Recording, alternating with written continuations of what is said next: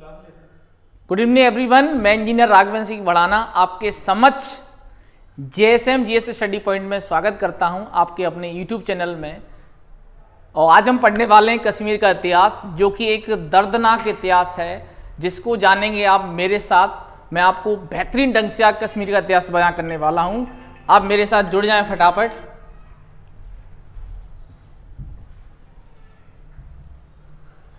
चलो भाई, तो हम आज बात करने वाले हैं कश्मीर के इतिहास के बारे में। तो सबसे पहले मेरे साथ सभी छात्र जुड़ जाएं। कश्मीर के इतिहास को हम जानेंगे आज। हाँ, तो बेटा ये ध्यान रखना है कि कश्मीर का जो इतिहास है हम क्यों पढ़ रहे हैं। तो बेटा अभी इस पर क्या है, एक कश्मीर फाइल नाम की मूवी आई है। कश्मीर फाइल नाम की क्या है, मूवी आई है, द कश्मीर फाइल, जिसमें क्या है, ये जो नरसंहार हुआ है उसको दर्शाया गया है इसमें। तो मैं आपको पूरा इतिहास बयां करने वाला हूं कि वो नरसंहार क्यों हुआ, क्या उसका प्रमुख कारण था और कौन उसके लिए जिम्मेदार है। अगर आप मेरे साथ जुड़े रहेंगे तो मैं आपको वो सभी पक्षों पे बात करूंगा जहां पर कश्मीर के साथ गलत हुआ है।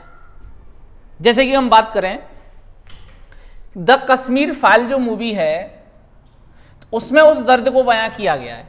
क्या बयां किया गया है उस पर हम बात कर लेते हैं भाई। तो बेटा ये ध्यान रखना है हमें कि जो कश्मीर का जो इतिहास है तो उसको तो हम जानेंगे ही, लेकिन अभी हम बात करेंगे कश्मीर में हुए नरसंहार के बारे में, जेनोसाइड के बारे में। कश्मीर में जो नरसंहार हुआ है इसके लिए कौन जिम्मेदार था, कौन जिम्मेदार नहीं था, वो जानेंगे आप मेरे साथ। वो देखो, मैंने आपके समझ 3 डेट रखी है, 18 जनवरी, 19 जनवरी और 20 जनवरी। ये जो 3 डेट आपके समझ ना, यही घटना घटी है उधर। ये ध्यान है इसका विशेष, ये 1990 की घटना है बेटा। 1990, 18, 19 और 20 जनवरी 1990 की घटना है। इसमें क्या क्या घटा और किस प्रकार से घटा, उन सभी पक्षों पे हम बात करने वाले हैं आज। ठीक है भाई। तो बेटा ध्यान रखना है कि 18 जनवरी को कश्मीर के जो मुख्यमंत्री थे फारूक अब्दुल्ला,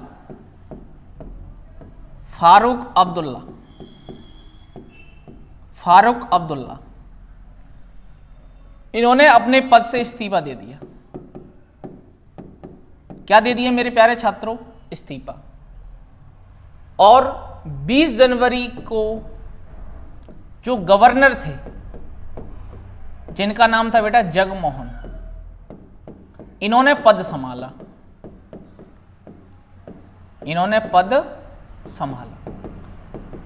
इसका मतलब क्या है बेटा कि जो खून की जो रात है वो 19 तारीख की डेट है। जो कत्ले आम की जो रात है वो 19 तारीख की दिन है। वो 19 तारीख 1920 की बात है। आपको ध्यान रखना है 19 जनवरी 1920 को हुआ था कश्मीर में एक बहुत बड़ा जेनोसाइड, मतलब हम बात करें बहुत बड़ा नरसंहार हुआ था, जिसको हम आज कवर करने वाले हैं। तो देखो क्या हुआ बेटा इसमें कि 18 जनवरी को फारूक अब्दुल्ला ने इस्तीफा दे दिया, जो वहां के मुख्यमंत्री थे, जो वहां के क्या थे, मुख्यमंत्री थे। इसको साइलेंट करो, नहीं साइलेंट कर दो, किसी का कॉल ना आए। साइलेंट में घंटी नहीं आई, इसमें आवाज आती। हाँ बेटा, तो बेटा ये ध्यान रखना है कि फारूक अब्दुल्ला जी ने इस्तीफा दिया, जगमोहन ने पद संभाला। तो बेटा जो 19 जनवरी की जो रात थी, इस रात में कश्मीर के सभी मस्जिदों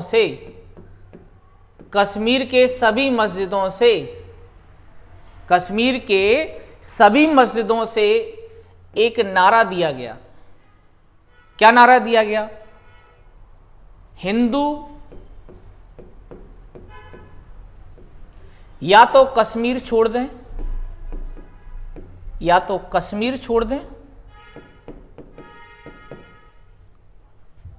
छोड़ दें बेटा?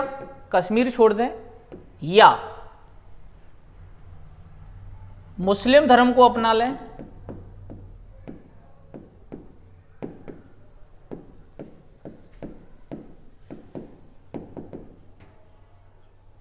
मुस्लिम धर्म को अपना लें सर 8:30 फ्री हो रहा हूँ, ठीक है, क्लास ले रहा हूँ लाइव। या तो मुस्लिम धर्म को छोड़ अपना लें, और तीसरा जो कॉलम था आपके समझ वो ये था कि भैया या तो मृत्यु को गले लगा लें। 3 कॉलम थे। यानी बेटा ये ध्यान रखना है कि 19 जनवरी की रात को कश्मीर के सभी मस्जिदों से एक ऐलान किया गया इस तरह से कि भैया हिंदू जो हैं, कौन बेटा, हिंदू कश्मीर के अंदर या तो कश्मीर को छोड़ दें या मुस्लिम धर्म को अपना लें या मरने के लिए तैयार रहें। यह घोषणा किसके द्वारा की गई थी, हम उस पर आ जाते हैं भाई। 19 जनवरी की रात को तो बेटा वो घोषणा की गई थी JKLF के द्वारा। JKLF क्या है भैया ये, तो इसका फुल फॉर्म बेटा जम्मू कश्मीर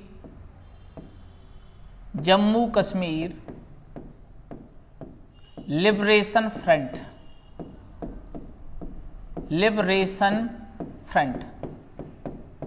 जम्मू कश्मीर लिबरेशन फ्रंट, जिसने घोषणा की थी सभी मस्जिदों से।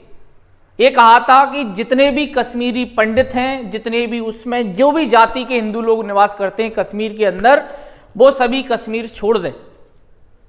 या तो कश्मीर छोड़ दें या कन्वर्ट हो जाएं, मुस्लिम बन जाएं, और या तीसरा ऑप्शन था मौत को गले लगाना।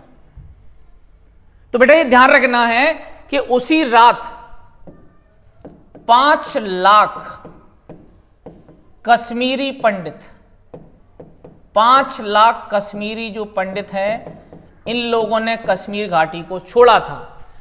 इस दौरान बेटा ये ध्यान रखना है कम से कम 1000 से 1500, कहीं कहीं आंकड़े 5000 तक हैं, कहीं कहीं आंकड़े 10,000 तक हैं, कश्मीरी पंडितों को सरेआम मार दिया गया। इससे ज्यादा मैं क्या कहूं बेटा कि महिलाओं के साथ रेप किया गया, फिर उन्हें बाद में मारा गया।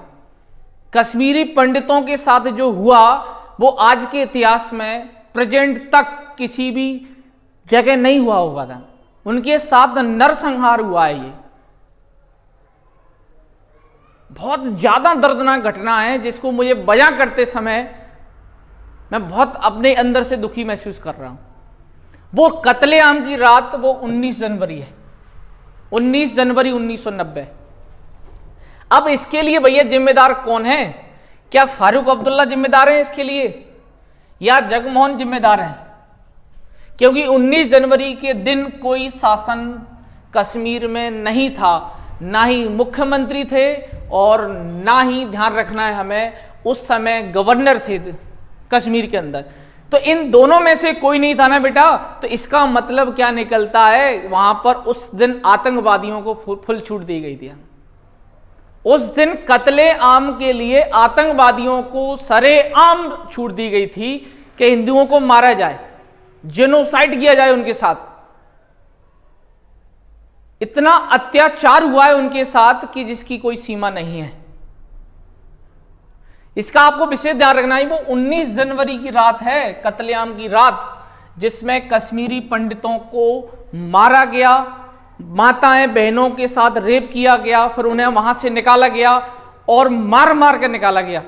मैं कश्मीर फाइल देख कर आया, मैंने उसमें जो दृश्य देखा उस दिन मुझे रोना आ गया, क्योंकि इतना खतरनाक दृश्य था कि एक महिला को बिल्कुल, आप समझ सकते हो, जैसे मैं खड़ा हूं यहां से बिल्कुल इस तरह से काट दिया था, आधा हिस्सा अलग आधा हिस्सा अलग।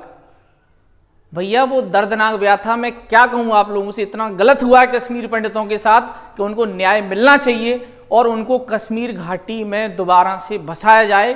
केंद्र सरकार से मैं ये मांग करता हूँ धन कि उन्हें न्याय की जरूरत है, क्योंकि कश्मीर किसका है। अब इसके लिए हम बात करें इसमें कि इतना आप समझ गए होंगे सभी छात्र कि 18, 19 और 20, 18 को फारूक अब्दुल्ला ने इस्तीफा दिया तो ये भी मुख्यमंत्री नहीं थे, और जगमोहन ने 20 को पद संभाला तो ये गवर्नर नहीं थे, 20 को आए, और 19 तारीख की रात थी कत्लेआम की रात। यही है कश्मीर में जेनोसाइड, यही है अंदर संहार। इसके लिए ही हम बात कर रहे हैं आज कश्मीर के बारे में। अब आपसे पूछा है इस संदर्भ में कि उस समय प्रधानमंत्री कौन था, एक घटना जब घटी, और इसके लिए जिम्मेदार कौन था, हम उस पर भी आ जाते हैं। तो उसके लिए ध्यान रखना, जो जिम्मेदार व्यक्ति था वो था JKLF का हेड फारूक बिट्टा।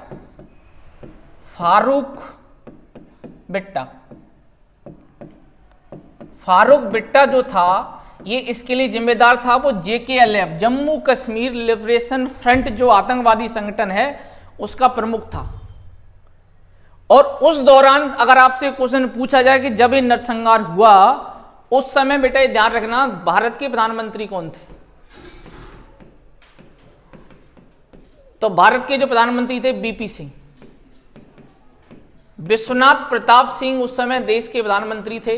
1990 की मैं बात कर रहा हूं जिस समय जेनोसाइड हुआ। मतलब क्या हुआ, कश्मीर के लोगों के साथ नरसंहार हुआ। उस समय प्रधानमंत्री कौन था, तो बेटा आपको ध्यान रखना वो कौन थे, BP सिंह, विश्वनाथ प्रताप सिंह, जिन्हें समर्थन किसका था, भाजपा का। भाजपा समर्थित प्रधानमंत्री थे। हालांकि जनता पार्टी से थे लेकिन भाजपा के 85 सांसदों का समर्थन था इसे BP सिंह को ध्यान। और BP सिंह ने भी ध्यान रखना उस समय बहुत हद तक नरम रुख अपनाया था। अगर उस समय इस JKLF को खत्म कर दिया जाता तो शायद ये घटना नहीं घटती। इसके अलावा हम बात करें क्या पाकिस्तान में कौन था उस समय हेड, पाकिस्तान में कौन था उस समय, तो बेटा पाकिस्तान में बेनजीर भुट्टो थी। पाकिस्तान में जो प्रधानमंत्री कौन थी, बेनजीर भुट्टो। ये पाकिस्तान की PM थी। कहां की PM थी ये, पाकिस्तान की बेटा।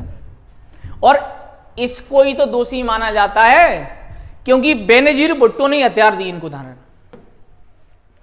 पाकिस्तान के द्वारा JKLF को हथियार दिए गए कि कश्मीर में आतंकवादी घटनाएं बढ़ा दो। तो जिम्मेदार कौन है इसमें, क्या बेनजीर भुट्टो जिम्मेदार, क्या फारूक अब्दुल्ला जिम्मेदार हैं, क्या जगमोहन जिम्मेदार है। बेटा ये सारे लोग चोर हैं। इन सब लोगों ने गलत किया है क्योंकि शासन इनके हाथ में था। इन लोगों ने कुछ नहीं किया। एक दिन पूरा छोड़ दिया कि बेटा आओ और हिंदुओं को मारो, उनकी मां बहनों की इज्जत लूटो, कत्लेआम मचा दो। तो एक दिन जिम्मेदारी किसको दी गई, आतंकवादियों को। इसके लिए जिम्मेदार चाहे जगमोहन को मानो, चाहे फारूक अब्दुल्ला को मानो, चाहे BP सिंह को मानो, चाहे बेनजीर भुट्टो को मानो, सब जिम्मेदार हैं इसके लिए। क्योंकि डेमोक्रेसी का अर्थ क्या होता है, हर व्यक्ति की रक्षा करना, हर व्यक्ति को सम्मान दिलाना, सारे कार्य करना किसका काम है, शासन का। लेकिन शासन फेल हो गया एक दिन के लिए। यही है घटना कश्मीर का। इतिहास के बारे में बात नहीं कर रहा अभी बेटा, अभी मैं कश्मीर का इतिहास में अभी बयां करूंगा आपको ध्यान कि कश्मीर हमारा कितना प्यारा था, क्या संस्कृति थी और किस प्रकार से यहाँ कश्मीर में मुस्लिम साम्राज्य आया। लेकिन ये मैं वो घटना बता रहा हूँ जिस दिन ये घटना घटी थी, जिसको लेकर आज हम पढ़ने वाले हैं। अब हम बात करने वाले हैं बेटा, मेरे साथ जुड़े रहें कि हम किस प्रकार से कि जो कश्मीर घाटी है वो कश्मीर किसने बसाया, किसके नाम पर बसा, पहले इसमें कौन रहता था, कि हिंदू निवास करते थे, फिर बौद्ध बने। मैं पूरी घटना आपको कश्मीर का इतिहास बयां करने वाला हूं। आप मेरे साथ बिल्कुल जुड़े रहें। किस प्रकार से यहाँ मुस्लिम समाज आया, किस प्रकार से यहाँ हिंदुओं का पलायन हुआ, सभी घटनाओं पर हम चर्चा करेंगे। ठीक है मेरे प्यारे छात्रों। तो अब हम बात कर रहे हैं इसमें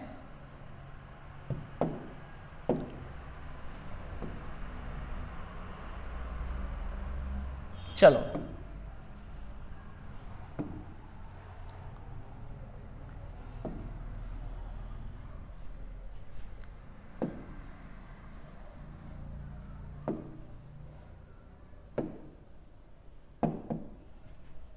चलो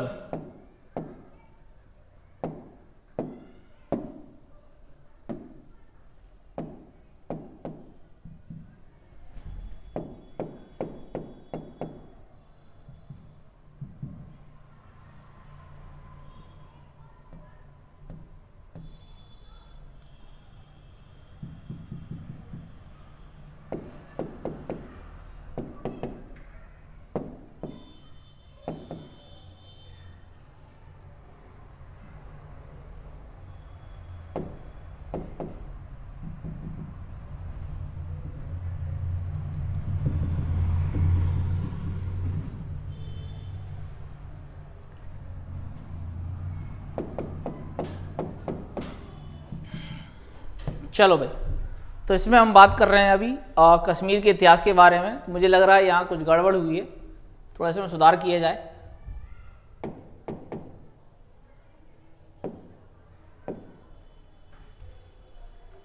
चलो इसको दोबारा से स्टार्ट की करते हैं।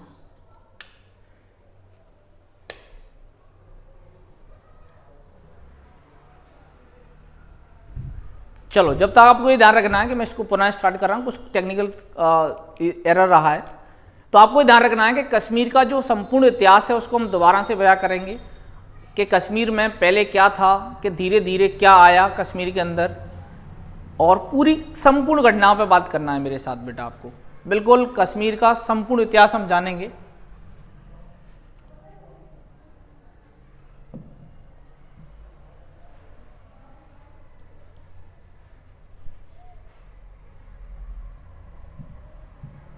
चलो, तो आप लोगों को समक्ष हम बात कर रहे हैं कश्मीर के इतिहास के बारे में।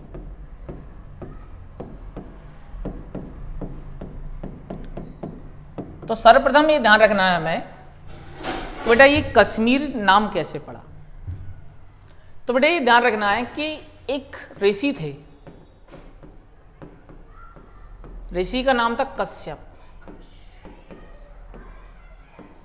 कश्यप ऋषि के नाम पर इसका नाम क्या पड़ा है, कश्मीर। और इसका हम 6000 साल पुराना इतिहास उठाएं, 6000 साल पुराना हम इतिहास उठाएं, तो इस समय सभी हिंदू थे। 6000 साल पहले सभी हिंदू निवास करते थे।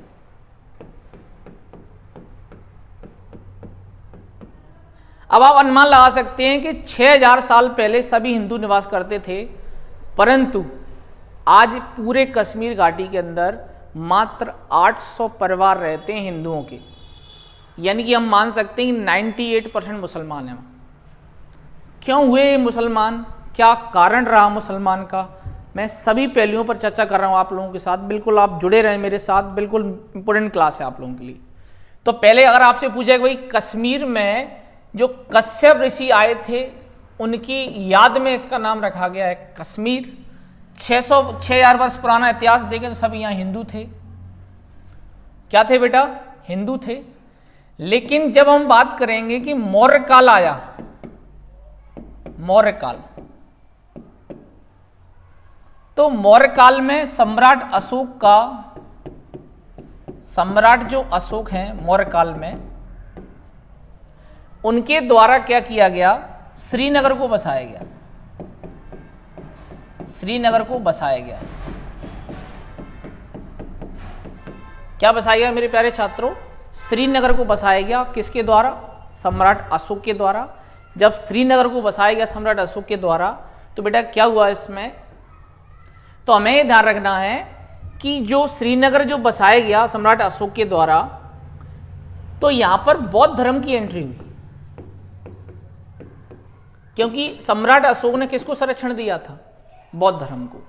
तो कश्मीर में क्या हुआ कि जिनकी स्वेच्छा से, क्योंकि ध्यान रखना सम्राट अशोक कैसे थे, सहिष्णु व्यक्ति थे, सबको समान मानते थे, सबको समान संरक्षण दिया।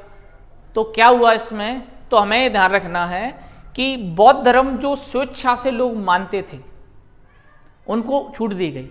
तो आप देख सकते हैं कि कश्मीर में से ही जो लद्दाख है वो बौद्ध है, आज पूरा बौद्ध है, टोटल बौद्ध है। यानी कि ध्यान रखना है कि अब हिंदू जो है कन्वर्ट किस में होने लगे, बौद्ध धर्म में। किसके समय शुरुआत हुई है कन्वर्ट होने की, तो सम्राट अशोक के समय।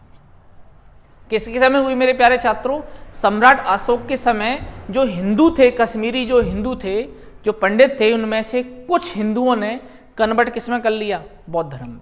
क्या कर लिया मेरे प्यारे छात्रों, बौद्ध धर्म में। अब इसकी जब आगे की जो कहानी हम बयां करेंगे कि आगे क्या हुआ इसमें, तो वो भी हम देख लेते हैं भाई। ठीक है मेरे प्यारे छात्र। अब आगे क्या हुआ बेटा कि जो राजा कनिष्क है, कौन, राजा कनिष्क, कुषाण वंश का राजा जो कनिष्क है, किस वंश का है बेटा, कुषाण वंश का। तो कुषाण वंश का जो राजा है कनिष्क, इसके समय ध्यान रखना है कि चौथी बौद्ध संघ थी।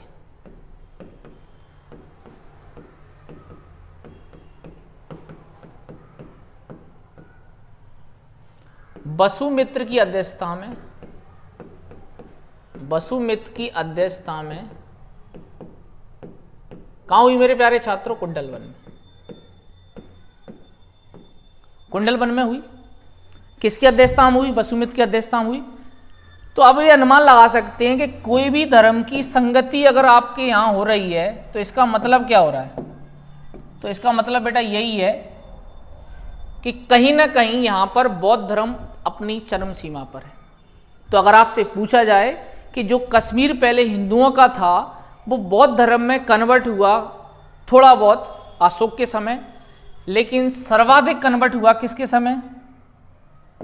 तो सर्वाधिक कन्वर्ट हुआ मेरे प्यारे छात्रों कनिष्क के समय। यानी कि सर्वाधिक बौद्ध धर्म के लोग मानने वाले कब हुए? इसमें राजा कनिष्क के समय हुए। इसका हमें विशेष रूप से ध्यान रखना है। और हम बात करें इसमें कि कनिष्क के दरबार में एक से एक महान व्यक्ति रहते थे। जैसे कि हम बात करें अश्वघोष। अश्वघोष इन्होंने किसकी रचना की है? बुद्ध चरित्र की।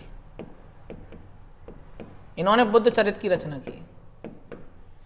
दूसरा पॉइंट, नागार्जुन, इन्होंने माध्यमिक सूत्र की रचना की है।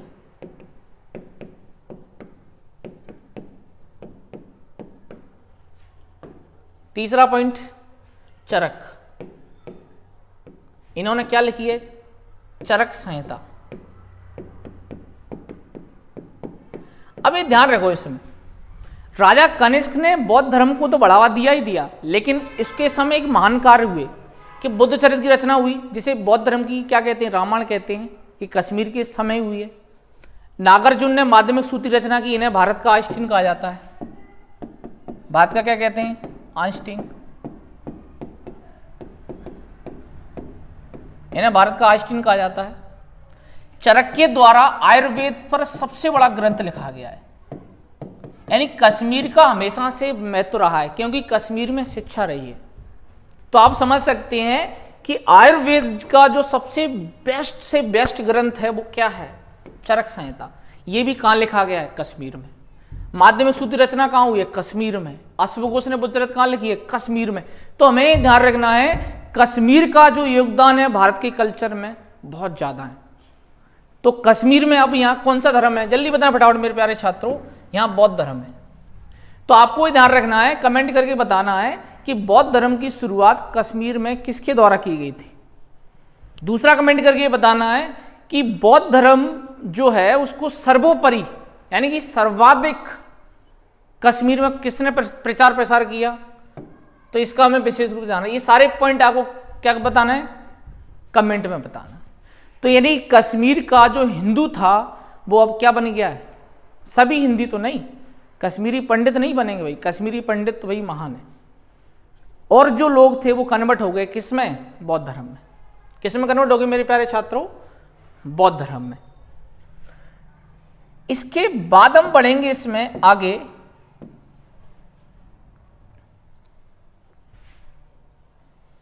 तो बेटा ये ध्यान रखना है कि उज्जैन का एक राजा है विक्रमादित्य। उज्जैन का जो राजा है विक्रमादित्य, हम सब जानते हैं गुप्त वंश का है। तो विक्रमादित्य ने क्या किया? अपने शासनकाल में जिन बंदों ने बौद्ध धर्म को अपना लिया था, क्या अपना लिया था? बौद्ध धर्म को अपना लिया था, उनको बौद्ध धर्म से किसमें कन्वर्ट करवा दिया? यानी कि बौद्ध धर्म से किसमें आ गए वो लोग? अब हिंदू बन के दोबारा से। यानी देखो समझ आ रहा है क्या हो रहा है यहाँ? पहले हिंदू, फिर बौद्ध, फिर दोबारा से क्या बन गए मेरे प्यारे छात्रों? हिंदू बन गए। और इनके समय ध्यान रखना, विक्रमादित्य के समय हमें ध्यान रखना है कि पंचतंत्र की रचना हुई है। पंचतंत्र एक प्रसिद्ध ग्रंथ है जो विष्णु शर्मा ने लिखा है। किसने लिखा है मेरे प्यारे छात्रों? विष्णु शर्मा ने लिखा है पंचतंत्र। और इसके अलावा जो महाकवि कालिदास हैं वो भी ध्यान रखना है हमें। इसी समय फल उनका भी कार्यकाल माना जाता है विक्रमादित्य के समय। तो बेटा ये ध्यान रखना है कि पहले क्या था? हिंदू, फिर आया बौद्ध, दोबारा से फिर हिंदू आ गया। यानी इन्होंने हिंदू धर्म को दोबारा से बढ़ावा दिया था। क्या दिया था मेरे प्यारे छात्रों? हिंदू धर्म को बढ़ावा दिया था। इसका हमें विशेष रूप से ध्यान रखना है। ठीक है मेरे प्यारे छात्रों, अब हम बढ़ते हैं इसमें आगे। तो हमें ध्यान रखना है इसमें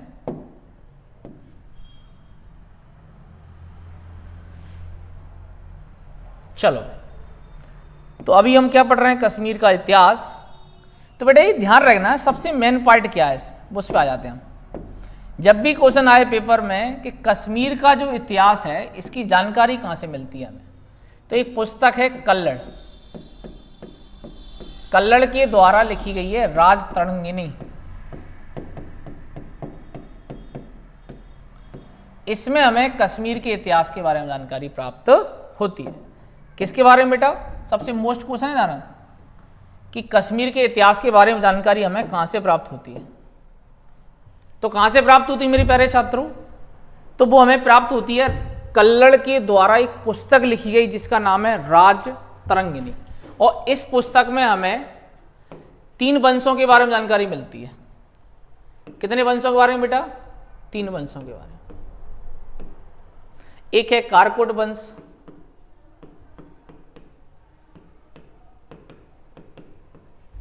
एक है उत्पल वंश, और एक है मेरे प्यारे छात्रों लोहार वंश। इन 3 वंशों की जानकारी प्राप्त होती है किस पुस्तक में? जल्दी बताएं फटाफट। तो बेटा ये ध्यान रखना, कश्मीर का जो इतिहास है वो कल्लड़ की राजतरंगिणी में लिखा हुआ है।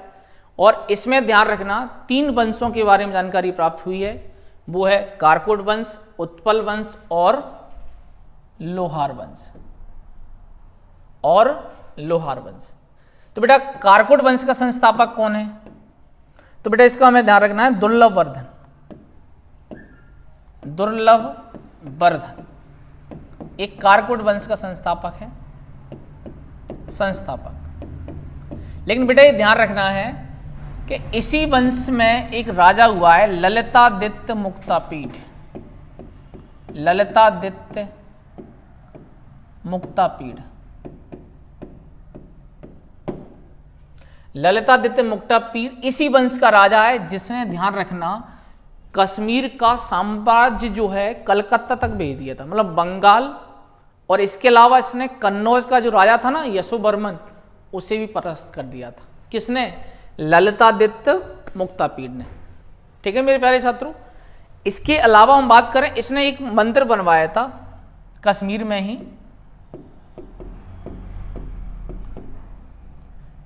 मारतंड का सूर्य मंदिर। मारतंड का सूर्य मंदिर वेरी वेरी मोस्ट है। किसके द्वारा बनाया गया?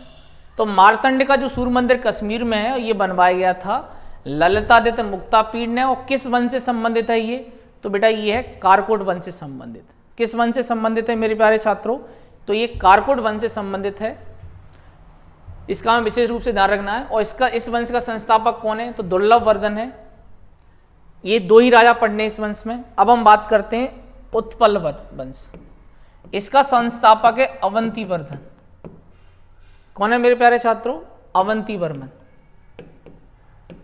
अवंतीवर्मन इसका ये संस्थापक है। और इस वंश में बेटा सबसे प्रसिद्ध राजा जो रानी रही है उसका नाम है रानी दिद्दा। रानी दिद्दा। तो एक क्वेश्चन आपसे पूछा जा सकता है कि रानी दिद्दा किस वंश से? तो आपको लगा देना उत्पल वंश से है और अवंतीवर्मन इसका संस्थापक है। अब बारी आती है बेटा लोहार वंश की। तो लोहार वंश का जो संस्थापक है उसका नाम मेरे प्यारे छात्रों संग्रामराज। संग्रामराज। और इसी वंश में हर्ष और जयसिंह जैसे राजा हुए। हर्ष और जयसिंह जैसे राजा हुए। हर्ष को कश्मीर का नीरो कहा जाता है। इसे मेरे प्यारे छात्रों कश्मीर का क्या कहते हैं? नीरो। यानी विद्वान था ये बहुत बड़ा। कश्मीर का नीरो किस राजा को कहा जाता है? हर्ष को। और जो जयसिंह है तो ये दोनों के दरबार में, हर्ष और जयसिंह के दरबार में कौन निवास करते थे? कल्लड़। जो कल्लड़ ने जो राजतरंगिनी पुस्तक लिखी है ना, वो किसके दरबार में रहते थे? हर्ष के दरबार में रहते थे। किसके दरबार में रहते थे मेरे प्यारे छात्रों? हर्ष के दरबार में। दोबारा देख लो, कश्मीर का जो इतिहास हमें कहाँ देखने को मिलता है, किस पुस्तक में? कमेंट करके बताएं जल्दी फटाफट, किस पुस्तक में मिलता है?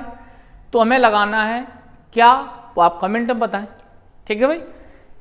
कश्मीर के इतिहास में जो तरंगिनी जो पुस्तक है, इसमें कितने वंशों की जानकारी प्राप्त होती है? कारकोट, उत्पल और लोहार वंश की। कारकोट वंश का संस्थापक कौन है मेरे प्यारे छात्रों? तो दुर्लभवर्धन। और प्रसिद्ध राजा कौन है? ललितादित्य मुक्तापीड़। क्या बनवाया था इसने मेरे प्यारे छात्रों? सूर्य मंदिर। और ये ध्यान रखना है कि इसी वंश के राजा ने कन्नौज पर भी अधिकार कर लिया था। कन्नौज, बंगाल तक अधिकार था इनका। इसके अलावा बेटे ध्यान रखना है, इसमें जो उत्पल वंश है, इसके संस्थापक कौन है? अवंती वर्मन है। और रानी दिद्दा इसकी क्या है? महत्वाकांक्षी शासका है। और लोहार वंश में हर्ष और जयसिंह है। संस्थापक ध्यान रखना है संग्राम राज है इसके। तो बेटा ये ध्यान है, ये हमें कहाँ जानकारी प्राप्त हो रही है? राजतरंगिनी में। कहाँ पर जानकारी प्राप्त हो रही है हमें?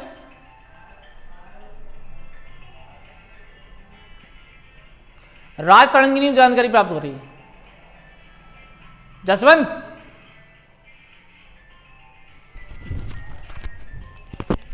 चलो आप इसका फटाफट स्क्रीनशॉट लें।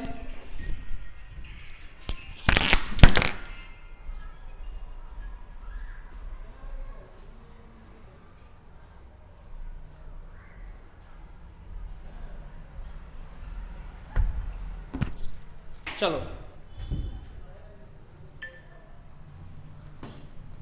अब हम बढ़ते हैं बेटा इसमें आगे। तो हमने ये देखा कश्मीर का इतिहास की जानकारी कहाँ मिल रही थी हमें। अब हम बढ़ते हैं इसमें आगे। बेटा अभी तो टेरर है, क्यों? क्योंकि इसमें अभी हम मिलेगा कि मुस्लिम साम्राज्य भारत में कब आया, उसने कन्वर्ट कैसे किया। विवाद की जड़ तो वही है जो हमें पढ़ना है।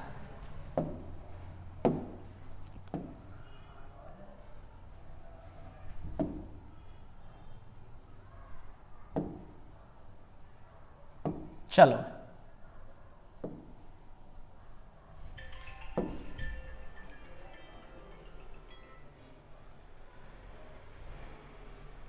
चलो भाई इसमें बढ़ते हैं हम आगे। तो बेटे ध्यान रखना है कि कश्मीर में मुस्लिम की एंट्री, कश्मीर में जो मुस्लिम की एंट्री कब हुई? चलो भाई, कश्मीर में मुस्लिम शासन, मुस्लिम शासन। कि भाई मुस्लिम शासन किस प्रकार से आया, कौन लेकर आया, और क्या क्या इंपोर्टेंट है उसमें, हम सभी पक्षों में चर्चा करेंगे। ठीक है बेटा। तो कश्मीर में जो मुस्लिम शासन आया 1339-40 में, एक सामिर नाम का व्यक्ति था। इसने किसकी नींव रखी है? मुस्लिम संप्रदाय की। किसकी नींव रखी बेटा? मुस्लिम संप्रदाय की नींव रखी है। और इन्हीं मुस्लिम में एक राजा था सिकंदर शाह। सिकंदर शाह,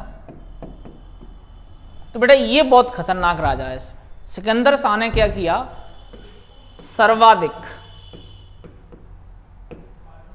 सर्वाधिक हिंदुओं का क्या किया? धर्मांतरण। धर्मांतरण से क्या तात्पर्य है? कि सर्वाधिक हिंदुओं को मुसलमान बनाया था सिकंदर शाह ने। और इन लोगों ने ही ध्यान रखना, जो मारतंड का सूर्य मंदिर है, मारतंड का जो सूर्य मंदिर था, जो किसने बनवाया था? जल्दी बताएं फटाफट।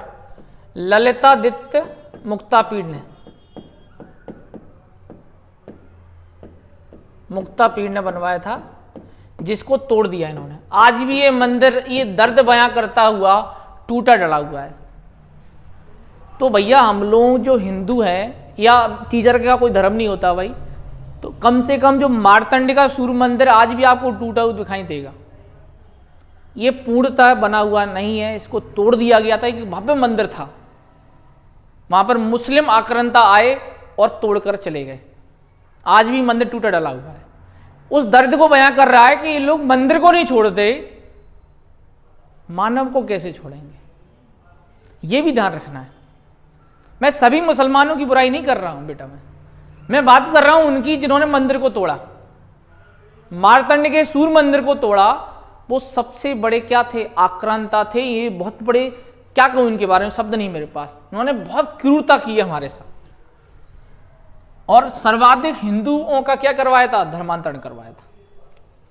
लेकिन इसके बाद जो राजा बना उसे कहते हैं जैन अल आब्दीन। जैन अल आब्दीन जो है, ये एक, कहते नहीं है, एक सभ्य व्यक्ति था। सभ्य कैसे बेटा, तो एक ऐसा व्यक्ति था जिसने किसी भी को धर्म परिवर्तन नहीं करवाया।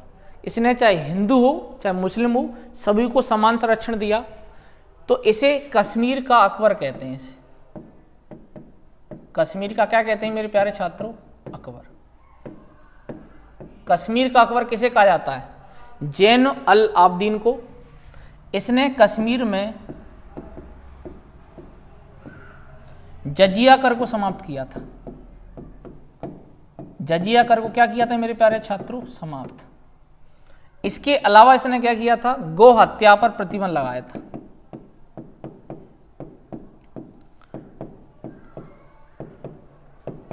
तो हमें ध्यान रखना है कि जो चोर है उसे चोरी कहा जाएगा। सिकंदर शाह और शामिर चोर थे। कैसे चोर थे, इन्होंने हिंदुओं को सरेआम मारा। तो इन्हें हम क्या कहेंगे बताओ, इन्हें चोरी तो कहेंगे। इन्होंने हिंदुओं को सरेआम मारा, लूटा, हमारे मंदिरों को तोड़ा। लेकिन वही जैन अल आब्दीन ने जजिया नामक कर जो है हिंदुओं पर लगाया जाता था। अगर आपने हिंदू धर्म में जन्म लिया तो टैक्स देना पड़ेगा। तो हिंदुओं पर जो कर लगाया जाता था वो किसने बंद कर दिया, जैन अल आब्दीन ने। इसने गौ हत्या पर प्रतिबंध लगा दिया। इसलिए इसे कश्मीर का क्या कहते हैं, अकबर, क्योंकि इसने सभी धर्मों को समान संरक्षण दिया। सभी धर्मों को क्या दिया बेटा, समान संरक्षण दिया। और इसमें एक और राजा पढ़ लेना, चौथा जो है सुल्तान आब्दीन। सुल्तान आब्दीन। तो बेटा जो कश्मीर में जो मुस्लिम शासन था उसमें 4 राजा पढ़ने अपने को। पहला क्या है, शामिर, जिसने शुरुआत की, इसमें नींव रखी। सिकंदर शाह ने तो हद कर दी भैया। सर्वाधिक हिंदुओं का जो धर्मांतरण करवाया गया है मेरे प्यारे छात्रों, वो किसने करवाया था, सिकंदर शाह ने। इसके अलावा जैन अल आब्दीन को कश्मीर का क्या कहते हैं, अकबर, क्योंकि इसने गौ हत्या और जजिया कर पर क्या लगवाया था, प्रतिबंध। ठीक है मेरे प्यारे छात्रों, ये है बीच का मिडिएवल पीरियड। क्या है मेरे प्यारे छात्रों, मिडिएवल पीरियड मतलब मध्य भारत कह सकते हैं हम, मध्य भारतकालीन इतिहास। ठीक है, अब हम बढ़ते हैं इसमें और आगे, क्योंकि हमें पूरा इतिहास पढ़ना है भाई।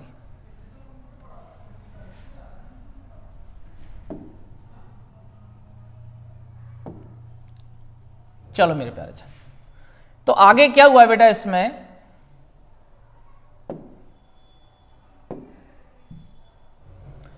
1588 में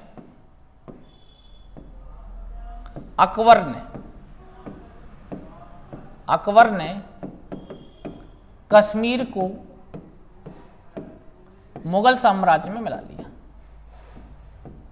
मुगल साम्राज्य में मिला लिया।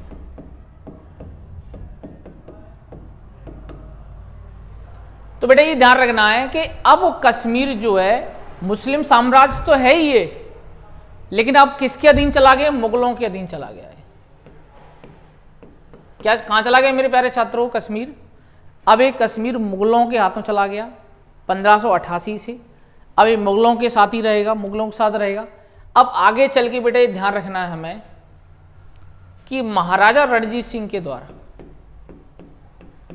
महाराजा रणजीत सिंह के द्वारा, रणजीत सिंह के द्वारा लगभग 1819 ईस्वी में कश्मीर को किससे छीन लिया गया, मुगलों से। कश्मीर को किससे छीन लिया गया, मुगलों से। यानी अब कश्मीर में कौन सा धर्म आ जाएगा, तो उसको समझो। देखो हमने क्या समझा अभी, पहले था हिंदू धर्म, फिर सम्राट अशोक के समय थोड़ा सा बौद्ध धर्म आया, कनिष्क के समय अत्यधिक बौद्ध धर्म को मानने लगे लोग, फिर बाद में जो हिंदू काल आया विक्रमादित्य का तो हिंदू धर्म को मानने लगे। फिर हम बात करें मुस्लिम के समय सर्वाधिक लोग मुस्लिम धर्म को मानने लगे, जिसमें सिकंदर शाह का नाम बहुत प्रमुख है, जिसने सर्वाधिक मुस्लिम धर्म को अपना धर्म परिवर्तन करवाया था। तो महाराजा जो रणजीत सिंह है, इनके समय कश्मीर में ये ध्यान रखना है, इनके समय जो कश्मीर में सर्वाधिक क्या आ गया, कहीं ना कहीं हमें सिख धर्म देखने को मिलेगा। महाराजा रणजीत सिंह के समय कश्मीर में क्या देखने को मिलेगा, सिख धर्म। क्या देखने को मिलेगा मेरे प्यारे छात्रों, सिख धर्म। महाराजा रणजीत सिंह के समय हमें सिख धर्म देखने को मिलेगा। क्या धर्म मिलेगा बेटा, सिख धर्म। यानी ये नहीं कह रहे हम के सर्वाधिक उन्होंने धर्म परिवर्तन करवाते, ऐसा नहीं है, लेकिन सिख धर्म की एंट्री अब कश्मीर में होगी। अब कौन सा धर्म आ गया, सिख धर्म। लेकिन जब बेटा हम इसमें आगे बढ़ेंगे, देखो मुगलों के बाद महाराजा रणजीत सिंह, और महाराजा रणजीत सिंह से जब युद्ध हुआ तो आपको ध्यान रखना है अंग्रेजों से। रणजीत सिंह की मृत्यु तो 39 में हो जाती है, 1839 में। तो अंग्रेजों से युद्ध हुआ तो अंग्रेजों ने बेटा ये ध्यान रखना, लाहौर की संधि से 1846 में हुई थी संधि लाहौर की। तो अंग्रेजों ने क्या किया कि सिखों को हरा दिया, और सिखों को हराने के बाद 1846 में जो कश्मीर था तो उसे किसको दे दिया गया, तो वो हम आ रहे हैं बेटा, कश्मीर को अंग्रेजों ने किसको दे दिया गया, उसको भी देख लें ध्यान से। तो कश्मीर को बेटा अंग्रेजों ने किसको दे दिया, गुलाब सिंह को। किसको दे दिया मेरे प्यारे छात्रों, गुलाब सिंह को। यानी कि अब ये ध्यान रखना है, कश्मीर का जो राजा है वो डोगरा राजपूत, डोगरा राजपूत। कौन बन गए, गुलाब सिंह। अब बेटा कश्मीर में जब गुलाब सिंह बनेंगे तो स्वाभाविक सी बात है, ये हिंदू राजा हैं, तो स्वाभाविक सी बात है जब राजा हिंदू होता है ना तो प्रजा अमूमन हिंदू धर्म को ही अपनाती है। तो सिख के बाद फिर कन्वर्ट किस में होंगे, कहीं ना कहीं अब हिंदुओं में कन्वर्ट होंगे। ये चेन चलती रही है, बिल्कुल आनंद लेते रहे इस चेन का।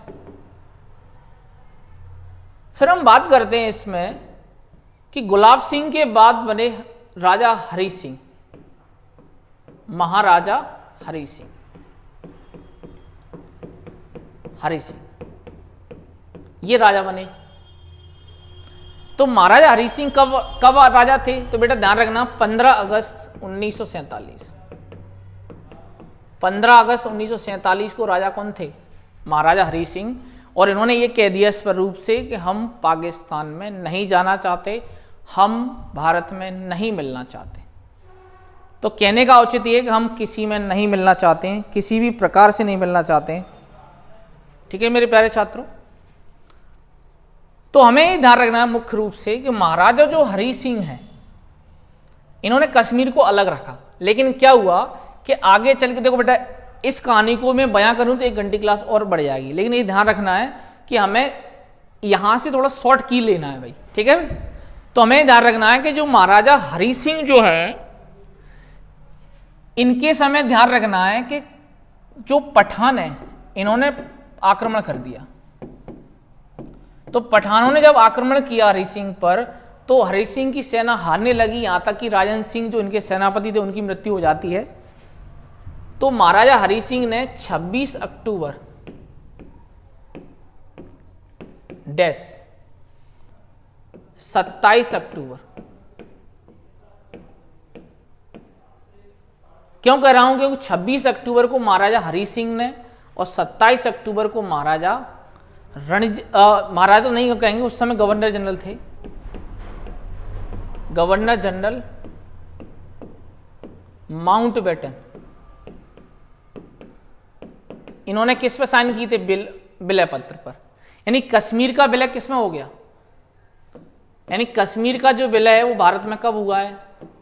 तो जब भी आपसे क्वेश्चन पूछा जाए कि कश्मीर का विलय भारत में कब हुआ है, तो बेटा ये ध्यान रखना है कि कश्मीर का जो विलय है भारत में वो हुआ है 26 अक्टूबर को महाराजा हरि सिंह ने साइन किए, और 27 अक्टूबर को साइन किए हैं किसने, हमारे गवर्नर जनरल लॉर्ड माउंटबेटन ने।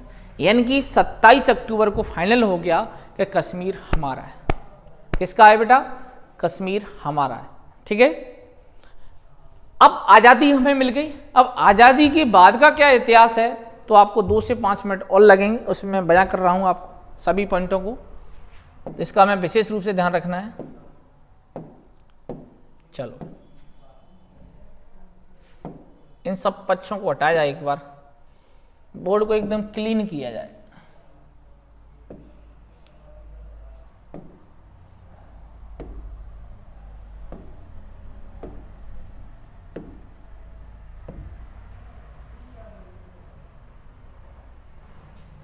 चलो अब हम बात कर रहे हैं कि भाई कश्मीर जो है आजादी के बाद क्या समीकरण हुए। तो बेटे ध्यान रखना है कि जो हमारे संविधान निर्माता थे तो उस समय ध्यान रखना है कि पंडित जो जवाहरलाल नेहरू है, पंडित जवाहरलाल नेहरू,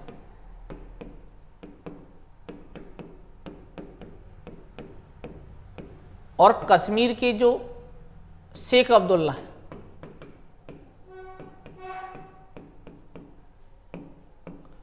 शेख अब्दुल्ला, जो शेख अब्दुल्ला हैं इन्हें शेर ए कश्मीर कहा जाता है, शेर ए कश्मीर कहा जाता है।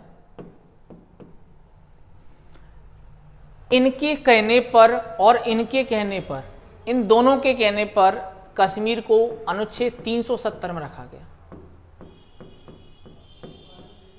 विशेष राज्य का दर्जा।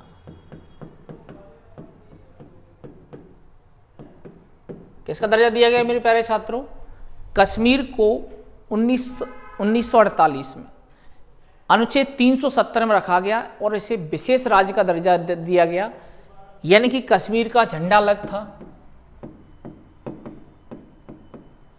कश्मीर का संविधान अलग था। कब बना संविधान कश्मीर का?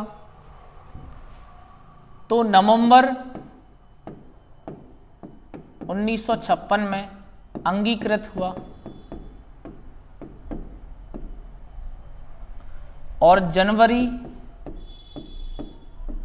1957 से लागू हुआ। ये कश्मीर का संविधान है। नवंबर 1956 में ये अंगीकृत हुआ और जनवरी 1957 से जम्मू कश्मीर का अलग से संविधान, अलग से झंडा, सब कुछ अलग था। और ये ध्यान रखना है कश्मीर को अनुच्छेद 35A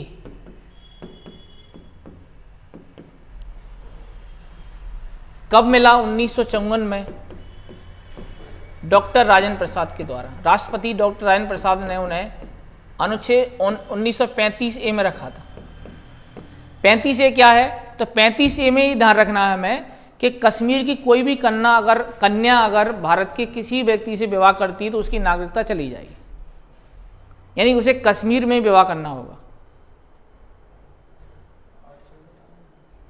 नोबे का टाइम, ठीक है।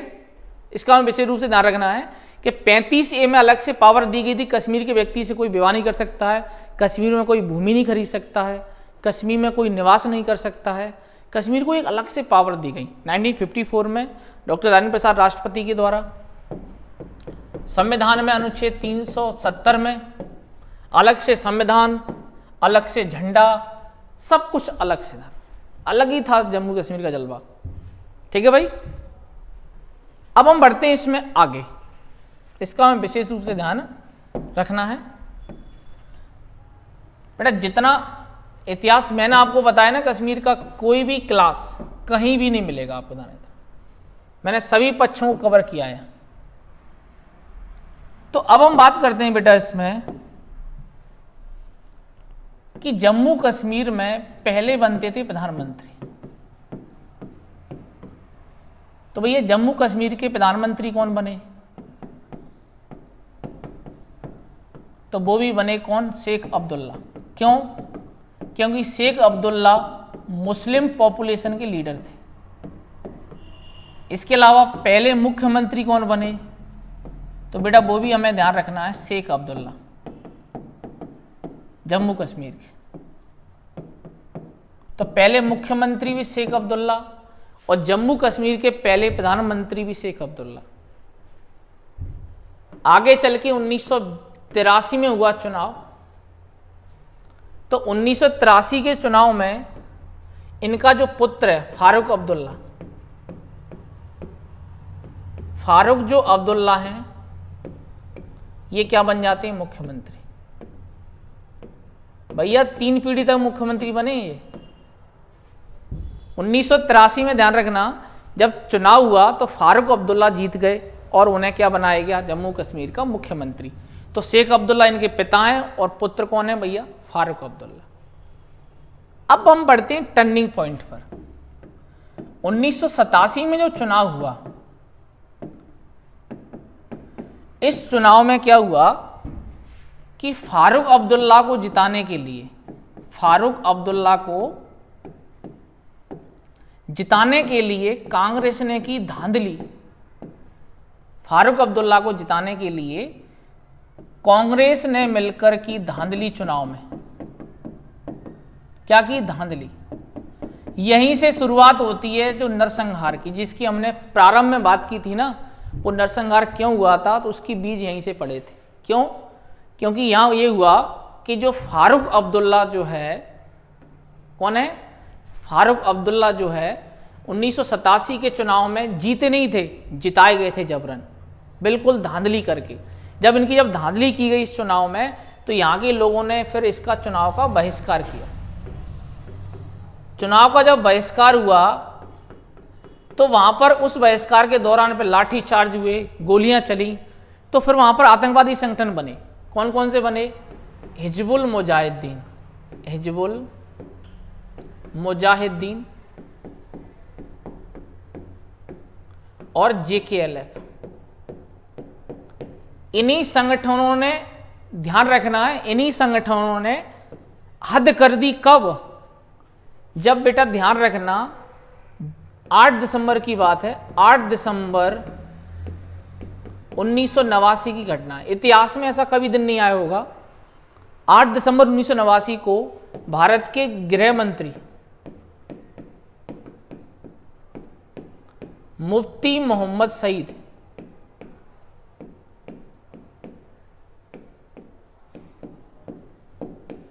भारत के जो गृह मंत्री थे मुफ्ती मोहम्मद सईद की जो लड़की थी ना, उसको किडनैपिंग हो जाती है। अब सोचो, एक आतंकवादी संगठन भारत के गृह मंत्री की लड़की किडनैप कर लेता है और ये मांग रखता है कि हमारे जो आतंकवादी पकड़े गए उनको छोड़ना पड़ेगा। आप सोचो उस भारत के लिए कितनी शर्मनाक बात है। तो भैया हमारे जो गृह मंत्री थे वो बहुत महान थे, महान वीर योद्धा थे। तो इन्होंने क्या किया कि उनकी मांग को मान लिया। आतंकवादियों की जो JKLF के जो आतंकवादी थे उनकी मांग को मान लिया और अपनी पुत्री को छुड़ा लिया। तो इससे पता चलता है कि बीज यहीं से बोए गए थे। 8 दिसंबर 1989 को जब गृह मंत्री साहब जो हैं उनकी लड़की को किडनैप कर लिया गया और उसके बदले उन्होंने आतंकवादियों को छोड़ दिया गया, तो इससे तय हो जाता है कि भारत की गवर्नमेंट कितनी कमजोर थी उस समय। यहीं से उन्होंने प्लान बनाया कि जब हम गृह मंत्री को झुका सकते हैं तो कश्मीर के हिंदुओं को तो यहां से भगा ही सकते हैं। यहीं से वो शुरुआत हुई वो टेरर की, जिसकी मैंने प्रारंभ में बात की थी। आपको ध्यान रखना इसका विशेष, दोबारा समझ लो।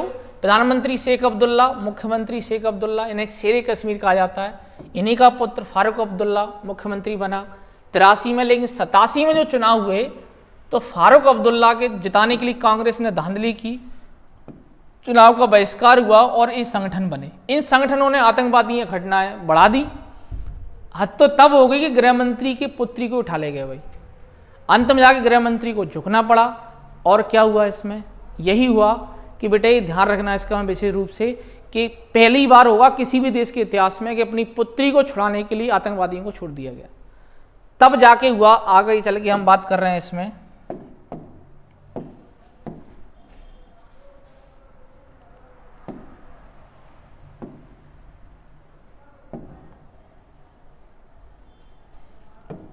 चलो, तब जाकर एक घटना घटी जिसको अभी मैंने प्रारंभ में बयां किया था।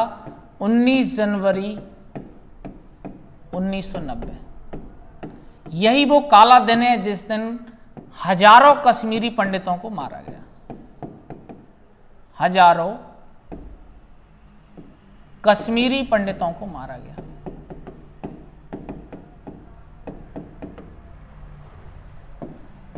तो इसके बीज पहले से बोए गए थे कांग्रेस के द्वारा, लेकिन जिम्मेदार भाजपा भी है उस समय, जिम्मेदार जनता पार्टी भी है उस समय, क्योंकि सरकार इनकी थी ना, तो जिम्मेदारी इनकी थी उसे रोकना, लेकिन बीज तो कांग्रेस ने बोया था इसका।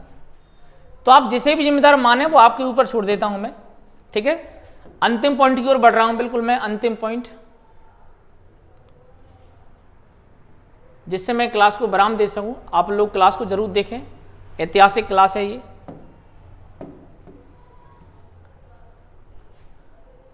चलो भाई, तो हम बात कर रहे हैं इसमें कि भाई 2014 में मोदी सरकार की गवर्नमेंट आई और मोदी सरकार ने 5 अगस्त 2019 को अनुच्छेद 370 को हटा दिया। 370 और अनुच्छेद 35A दोनों को हटा दिया गया, यानी कि जो पावर दे रहे थे कश्मीर को वो दोनों ही हटा दिए। किसके द्वारा? मोदी सरकार के द्वारा।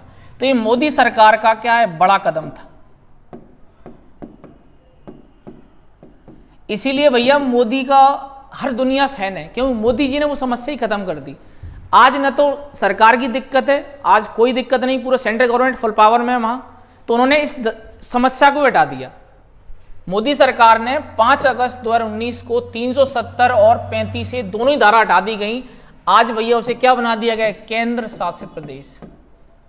कश्मीर क्या है बेटा? जम्मू कश्मीर क्या है मेरे प्यारे छात्रों? केंद्र शासित प्रदेश।